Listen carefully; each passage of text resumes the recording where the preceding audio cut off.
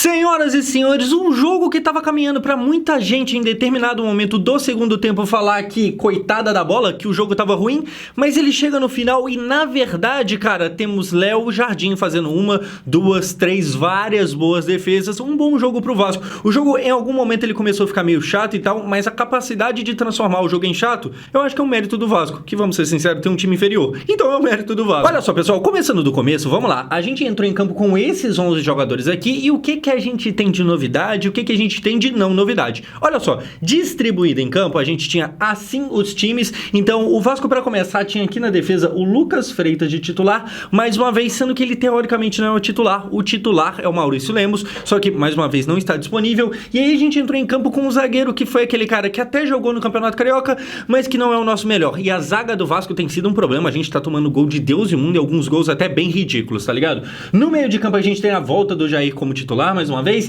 e aí no ataque a maior diferença na ponta direita, Ryan e não Garré. O argentino que vinha jogando, vinha Nuno de um lado, Garré do outro, hoje o Garré vai pro banco e começa o Ryan. O Adson, que é o melhor que o Vasco tem pra posição, e é bem melhor do que esses dois aqui, o Adson não estava disponível, então assim, é uma ausência, e diferente do Flamengo, como a gente tem um time muito mais curto, cada ausência importante, ela pesa muito mais. Enfim, falando em Flamengo, o que a gente tem hoje, que a gente teve ou deixou de ter nos últimos jogos? O Flamengo hoje, ele vem, como é que é? Até anotei aqui, o Flamengo vem sem Danilo e sem Plata no time titular, mas ele vinha com Bruno Henrique. Muita gente ali questiona se o Michael realmente merece ser titular e não Plata, tem gente que prefere o Plata do que o Michael, tá ligado? Mas veio assim, e assim, o Bruno Henrique, cara, ele contra o Vasco, ele costuma ser uma coisa, assim, a gente teve o quê? 3 jogos esse ano, se eu não me engano, nos 3 a gente tomou o gol dele, e esse é o primeiro que não toma. Acho que é isso mesmo.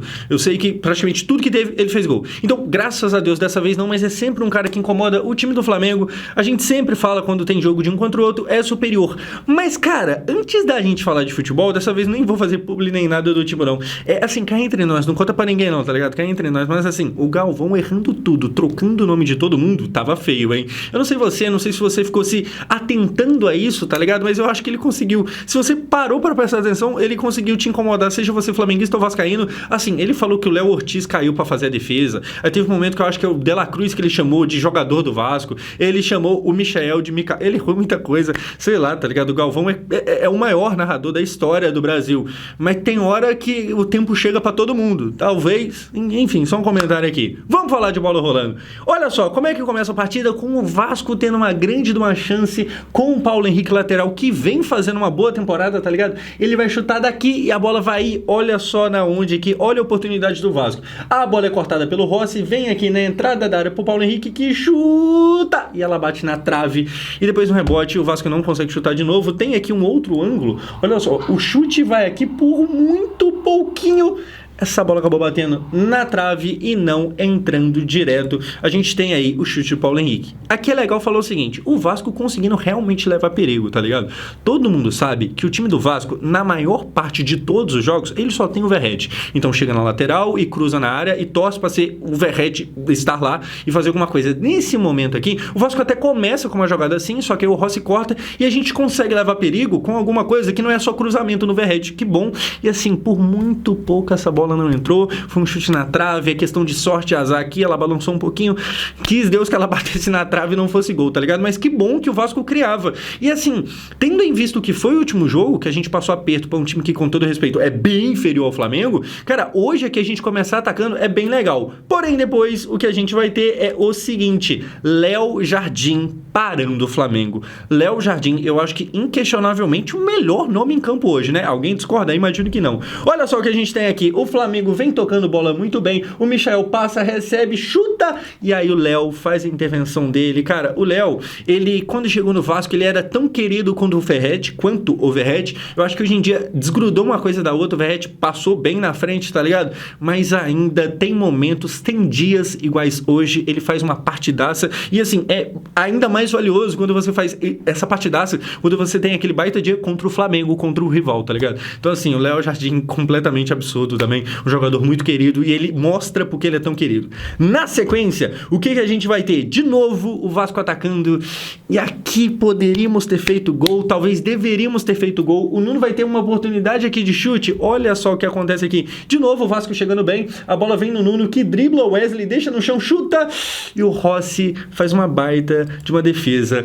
Era uma chance que a gente não podia deixar passar. É claro que é normal, tá ligado? Tem o mérito do Rossi de ter feito a boa defesa, mas assim, sendo bem pragmático, olhando pra realidade, a gente era o time inferior em campo, a gente era o time pior. Acho que ninguém discorda disso. Então assim, uma oportunidade tão boa quanto essa aqui, era aquela que era pra gente ter feito gol e depois fechar a casinha, e depois, sei lá, controlar o jogo, tá ligado? Infelizmente não aconteceu, mas cara, o Nuno faz mais um bom jogo. Me preocupou que depois ele saiu ali de má, que tá uma parada meio preocupante, espero que não seja nada muito grave, mas de novo, bom português, cara, boa achado do Vasco, realmente, ele muda o time, tá ligado? Ele melhora o jogo do Coutinho, ele melhora o jogo do Verratti, ele melhora os jogadores ao redor dele, bom jogador. Na sequência, o que a gente vai ter é o quê? De novo, Léo Jardim, mais uma vez, e vamos ver o que ele apronta aqui agora, porque num cruzamento, a bola vem aqui atrás e de cabeça num tijolo, o Léo faz uma baita de uma defesa. O Rossi também tava tendo as dele lá, tá ligado? Ele também tava mandando bem, mas o que fez hoje o Léo Jardim para garantir o empate, e assim, gente, obviamente o ideal seria uma vitória, mas de novo, sendo pragmático, se você considerar que a gente acabou de perder do Ceará, um empate com o Flamengo é até que bom. O Flamengo muito provavelmente vai brigar para ser campeão, tá ligado? Então a gente entra por um jogo que tinha grande possibilidade da gente voltar sem nenhum ponto e pelo menos faz um. Então assim, eu acho que se a gente conseguiu isso, que não é tão grandes coisas assim, mas ainda é algo, tá ligado? É muito graças, passa muito pelas mãos e pelas conquistas feitas de Léo Jardim hoje em campo. Na sequência, a gente tem o quê? O fim do primeiro tempo, o Klaus apita. E aí, como é que tava o primeiro tempo? Eu acho que o Vasco fez ali os primeiros 20, 30 minutos muito bem, e aí depois o Flamengo cresceu, tá ligado? Termina a reta final do primeiro tempo com o Flamengo chegando mais e tentando mais, e se não é o Léo Jardim fazendo aqui ali um milagre, talvez o Flamengo tinha até terminado ganhando a primeira etapa, mas foi um bom jogo, um jogo que assim, as duas equipes tiveram oportunidades, isso é muito legal porque a gente também teve, e assim, novamente, eu tinha medo do que fosse ser esse jogo hoje. A gente tem em finalização 9-6 pro Flamengo, o Flamengo teve ali uma leve vantagem, tá ligado? O Flamengo foi levemente melhor porque ele também teve um pouco mais de posse de bola, mas como a gente viu, pô, teve boa defesa do Rossi, teve bola na trave, então o Flamengo, apesar de ter sido levemente superior, eu acho que sim, é verdade, mas também dá pra dizer que ele esteve muito próximo de tomar um gol, então o Vasco realmente assim, ficou no quase, chegou perto. No segundo tempo, o que a gente vai ter, pessoal? A gente tem o Verratti tentando fazer um gol de mão.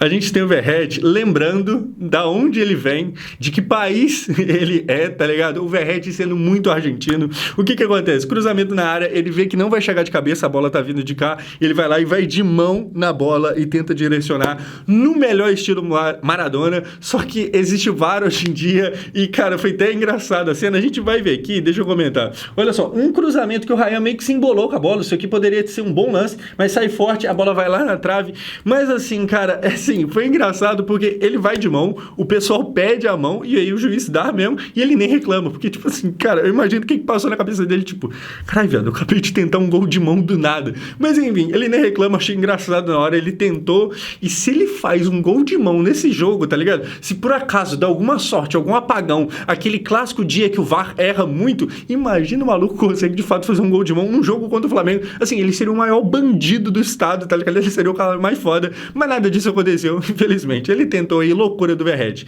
Na sequência, gente, o que a gente vai ter aqui é os times trocando ali seus jogadores, e aqui a gente vê um pouco da discrepância do elenco. No Vasco entrava o Garré, mas o Garré nem é o que se tem de pior, porque daqui a pouco vai entrar o Alex Teixeira, vai entrar o Zuccarello, que é o moleque ainda da base. Enquanto isso, o Flamengo trocava ali, colocava o Pedro, que inclusive eu acho que assim, o cara jogou, sei lá, 20 minutos, e eu já tenho motivo pra falar que merece seleção brasileira. Enfim, existe esse desnível, o Vasco, porra, precisando de, mano, contar com o Alex Teixeira essa altura do campeonato é meio tenso, tá ligado? Mas enfim, enquanto isso o Flamengo colocando lá suas peças, e o Flamengo trocou peças, colocou o que, né, normalmente eles têm de melhor, colocaram, mas não ganharam o jogo. Então assim, parabéns ao Vasco, que mesmo tendo, né, esse time e tal, a gente conseguiu segurar. Tipo assim, cara, obviamente, o melhor era a vitória, mas sinceramente esse jogo pode ter sido importante, tá ligado? Eu espero que seja o começo de algo. O Carille, eu acho que hoje ele passa batido, eu nem ia comentar agora que eu tô lembrando, talvez o Carille esse aqui o elogio. Eu acho que o saldo de hoje talvez tenha contado um pouco demais com o Léo Jardim ali no final, mas tirando isso, desconsiderando isso, eu acho que hoje o time do Carille jogou até que minimamente bem, tá ligado? Agora, resta ver se no próximo jogo vai ser a mesma coisa, ou se não, ou se a gente vai entrar com o Tulanus na Sul-Americana e do nada, sabe, esquece tudo, apaga todo o progresso, vamos ver como é que vai ser. Vamos lá! Depois a gente tem Léo Garden, Léo Jardim, mais uma vez, completamente importante, completamente crucial, completamente MVP, tá ligado? Olha só, a gente tem aqui o seguinte, um cruzamento dentro da área, o Pedro vai de cabeça e uma defesa completamente absurda do Léo Jardim. O Pedro, ele merece elogios, daqui a pouco eu chego nele, mas assim, o Léo segurou o empate hoje. O Flamengo esteve mais perto da vitória, apesar do Vasco ter tido seus momentos ali de muita proximidade, mas no geral o Flamengo teve mais perto do gol, ele teve mais perto da vitória.